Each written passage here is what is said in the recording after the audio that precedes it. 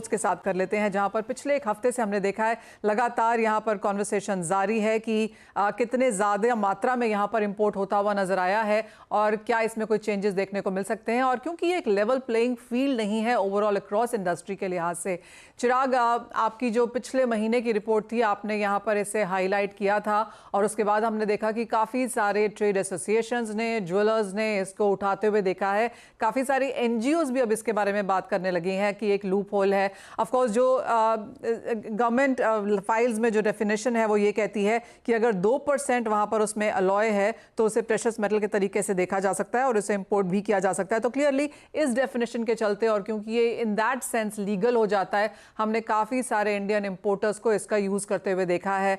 कैसे देखते हैं आप वो नंबर्स जो इंडिया में गोल्ड इंपोर्ट इसके तहत आ रहा है? देखिए मनीषा, जैसे आपने कहा कि इंडिया में जो अगर हम अंडर फॉरेन ट्रेड पॉलिसी जो नॉर्म्स है उसके अंदर जैसे आपने हाईलाइट की कि जो मिनिमम होता है उसकी ड्यूटी लगती है। जैसे अगर हम डोरे की भी बात करें तो अगर सिल्वर डोरे है बट उसके अंदर अगर 5% के ऊपर सोना है तो उसे गोल्ड डोरे माना जाता है।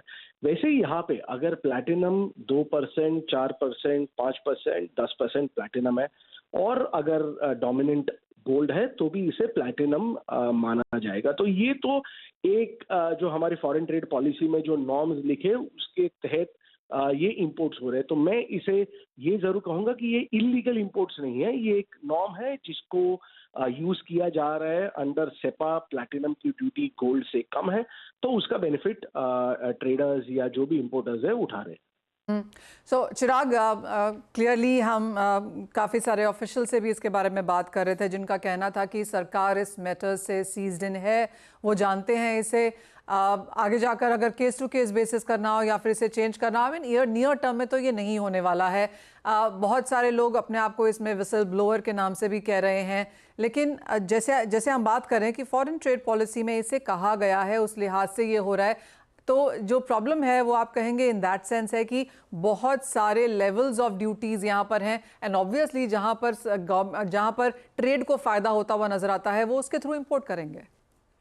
जी बिल्कुल मनीषा, जैसा आप जानते हैं हमने इसके ऊपर काफी बार हमारे रिपोर्ट्स में लिखा हुआ है कि इंडिया बाय फार एक ऐसी कंट्री है जहां पे मल्टीपल ड्यूटी स्ट्रक्चर है और आप जानते हैं मेटल्स फोकस काफी सारे कंट्रीज कवर करते हैं। इतनी ज्यादा ड्यूटी स्ट्रक्चर्स और कहीं भी नहीं है। अगर मैं बात करूं तो हमारे पास अंडर इंडो आसियान ट्रीटी 2 या 3% पे गोल्ड आ सकता है। अंडर इंडिया यूएई सेपा 14% पे गोल्ड आता है। अगर आप डोरे है तो 14.35% पे गोल्ड आता है। अगर आप एलडीसी कंट्री से डोरे लाएंगे तो वो अगेन 2 या 3% पे आएगा। तो इतनी ज्यादा जो ड्यूटीज है, इतनी ज्यादा ड्यूटीज कहीं भी नहीं होती है। नॉर्मली जो टैक्स स्ट्रक्चर होता है इंपोर्ट्स को वो बहुत ही सिंप्लीफाइड होता है। 1 या 2 ड्यूटी स्ट्रक्चर होंगे। जब जब 5 या 6 अलग अलग ड्यूटीज होती है और अलग अलग मोड्स या अलग अलग कंट्रीज पे ड्यूटी लगेगी, तो फिलहाल जो इंडियन मार्केट में पिछले 2-3 साल से हो रहा है वो स्वाभाविक है और वो होना लाजमी है। एब्सोल्युटली। और चिराग, अगेन हम जैसे पहले भी बात कर रहे थे शो से पहले कि इसमें clearly it's a loop hole और अगर कोई बिजनेस है तो इसका फायदा जरूर उठाना चाहेगा। कितने नंबर्स, क्या नंबर है एज ऑफ नाउ हमने इसके थ्रू इंपोर्ट होता हुआ देखा है जो इंडिया में? देखिए ऑफिशियली अभी तो नंबर्स नहीं आए, वो शायद अगले 2 या 3 दिन में ऑफिशियली नंबर्स आएंगे। बट ये अनुमान जरूर लगाया जा रहा है कि करीबन 2 या 5 टन के बीच में सोना इस रूट से आया हुआ है। देखिए यहाँ पे मनीषा सबसे बड़ी जो दिक्कत इंपोर्टर्स को आ रही है वो है सोर्सिंग ऑफ प्लैटिनम। क्योंकि प्लैटिनम मार्केट बहुत ही ज्यादा छोटा है। जब अचानक से इतनी डिमांड बढ़ जाती है और स्पेशली ऐसे रीजन में जैसे दुबई से इंपोर्ट हो रहा है वहां पे प्लैटिनम की मार्केट एग्जिस्ट नहीं करती है, तो प्लैटिनम के प्रीमियम्स भी बहुत ज्यादा शॉर्ट अप हो गए। तो यहाँ पे फिलहाल शायद नंबर्स और ज्यादा बढ़ के आ सकते थे, बट क्योंकि प्लैटिनम मार्केट में थोड़ा बहुत शॉर्टेज है उसकी वजह से इंपोर्ट्स अभी भी इतने ज्यादा पिकअप नहीं हुए। ऑलराइट, तो प्लैटिनम प्रीमियम यहाँ पर सर्ज होता हुआ नजर आया है इसकी वजह से। एक और चीज़ यहाँ पर Chirag, as of now of course हमने यहाँ पर एक स्ट्रॉन्ग नंबर्स आते हुए देखे हैं। मार्केट को नहीं एक्सपेक्टेड है कि इसमें बजट में हम कोई चेंज फिलहाल यहाँ पर आता हुआ देखेंगे और जैसे आपने कहा ये डेफिनेशन है, ये लीगल है, ज़्यादा से ज़्यादा लोग इसमें जा रहे हैं। जिस तरह का द ओनली प्रॉब्लम क्लियरली यहाँ पर है वो है कि यहाँ पर सबके पास अब लेवल प्लेइंग फील्ड नहीं है। जी हाँ, बिल्कुल। देखिए, अभी ये जब अगर कोई भी ऐसी लूप होल या एक अपॉर्चुनिटी होगी, तो जिनके पास अपने सप्लाई लाइन सेट है, जिनके पास अपने कॉन्टैक्ट्स हैं, उनको ऑब्वियसली इसमें फ़ायदा होगा। हालाँकि जो छोटे इंपोर्टर्स होते हैं, जिनके पास अपनी सप्लाई लाइन्स भी नहीं है, वो ऑब्वियसली इसको बेनिफिट नहीं कर पाते। तो ये हमेशा एक मैं कहूँगा लेवल प्लेइंग फील्ड कभी भी नहीं होगा। जिन जिन इंपोर्टर्स के पास ग्लोबल कॉन्टैक्ट्स हैं, उनको हमेशा एक फर्स्ट मूवर एडवांटेज जरूर होगा। और इसकी वजह से हमने इंडियन मार्केट्स में एक अच्छा खासा डिस्काउंट भी बनता हुआ देखा है, क्योंकि 10% का गैप है 5 और 15 के बीच में। बिल्कुल, बिल्कुल। इसके अलावा चिराग, एज अ कंज्यूमर अगर मैं यहाँ पर गोल्ड ले रही हूँ, मुझे तो यहाँ पर फुल 15% ही देना पड़ रहा है, राइट? एब्सोल्युटली। सो ये देखिए, काफी सारे एसोसिएशंस और काफी सारे लोग ये भी बात करें कि अगर इंपोर्ट एक लोअर ड्यूटी पे आता है, तो काफी कुछ बेनिफिट जरूर कंज्यूमर को मिलना चाहिए। बट इंडिया में देखिए, लेयर्स ही इतने ज्यादा है। इंपोर्टर से एक छोटे बुलियन मझौले बुलियन डीलर के पास जाता है, मझौले बुलियन डीलर से छोटे बुलियन डीलर, फिर ज्वेलर के पास जाता है। तो यूजुअली क्योंकि इतने सारे लेयर्स है, तो कभी भी बेनिफिट पास ऑन नहीं होता है। एब्सोल्युटली।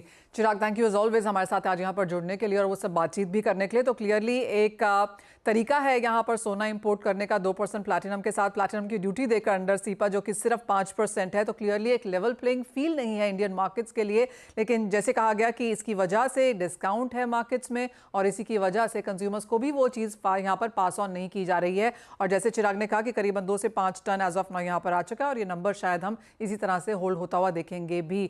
हमारे साथ खिमजी ज्वेलर्स के मितेश खिमजी हैं। मितेश, आपसे ऑफ कोर्स बजट पे तो एक्सपेक्टेशंस पे बात करना चाहेंगे ही, लेकिन ये जिस तरह से डिस्टॉर्टेड मार्केट है, आपकी क्या सेंस है? देखिए, रिसेंटली जेम ज्वेलरी काउंसिल में ही बातचीत चल रही है, ऑल इंडिया वन रेट, पूरे कंट्री में एक रेट होना चाहिए सोने के रिटेल का। तो तभी मैंने अपनी राय रखी थी कि पहले we should ensure that bullion prices are stabilised.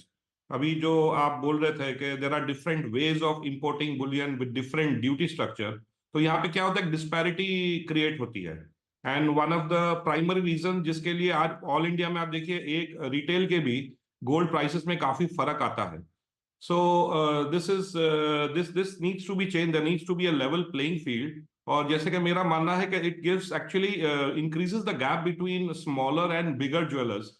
और जैसा हमने रिसेंटली सुना अभी आपके इंटरव्यू में कि जिन लोग के इंपोर्ट लाइंस या कॉन्टैक्ट्स है वो लोग इंपोर्ट कर पा रहे हैं, बट बेसिकली स्मॉलर ज्वेलर्स के लिए it becomes a tad difficult to import gold, and that too in large quantities.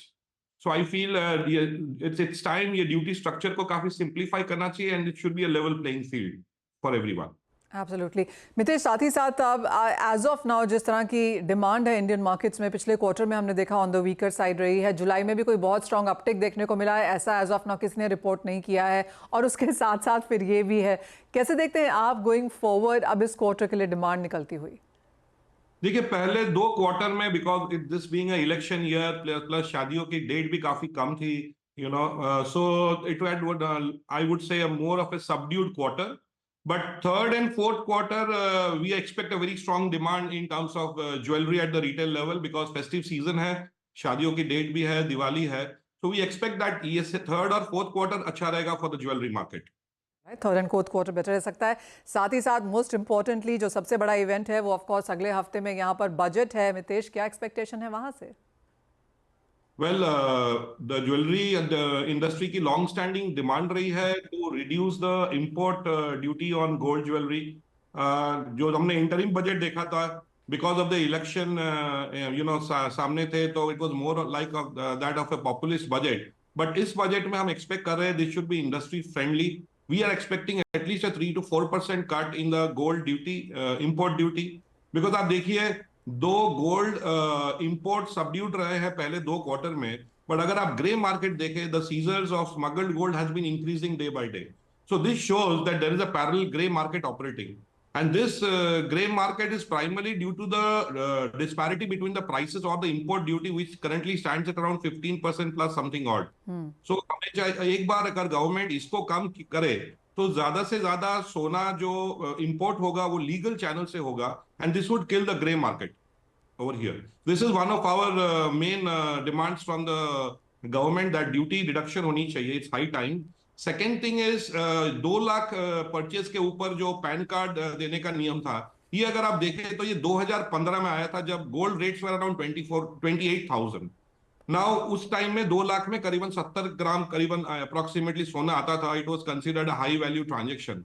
But आज 2015 से 2024 तक गोल्ड रेट भी बढ़ गए हैं और आज 2 लाख रुपए में केवल I think around 25 to 28 grams of gold आता है। तो अभी क्या हुआ है कि ये जो वॉल्यूम है ये ऑलमोस्ट फॉर एवरी कॉमनर है, कॉमनर के लिए नॉर्मल वॉल्यूम है। It's not a high value transaction now.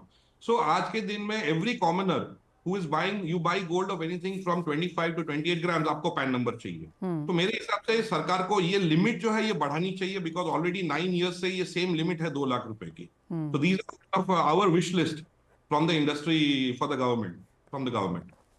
Alright, तो वो 2 टॉप विश लिस्ट हैं। एक तो of course pan card limit बढ़ाई जाए और दूसरा यहाँ पर ड्यूटी को 3 से 4% कम किया जाए। मितेश, एक फाइनल सवाल, जैसे आपने कहा कि second half of this year में आप एक्सपेक्ट कर रहे हैं कि बेहतर ज्वेलरी डिमांड निकल के आएगी, क्या कुछ नंबर्स हैं कि इतना परसेंटेज इंक्रीज ऑफ सेल्स की एक्सपेक्टेशन है? See, we expect that compared to the 2023 third quarter, this quarter at least there should be a hike of 15 से 20% का ग्रोथ हम देख रहे हैं। Again keeping in mind the पहले 2 क्वार्टर एकदम सबड्यूड थे, शादियां कम थी। तो हम एक्सपेक्ट करें कि ये क्वार्टर में, बिकॉज शादियों के डेट्स है, फेस्टिव सीजन है, तो एटलीस्ट 15 to 20% में सेल्स में हाइक होने की एक्सपेक्टेशन है हमारी। All right Mitesh, thank you so much हमारे साथ आज यहाँ पर जुड़ने के लिए। ऑफ कोर्स जो मल्टीपल स्ट्रक्चर ड्यूटी है उस पर बात करने के लिए और साथ ही साथ अपनी budget wish list and jewellery sales पर भी अपनी व्यू देने के लिए। इसी के साथ हम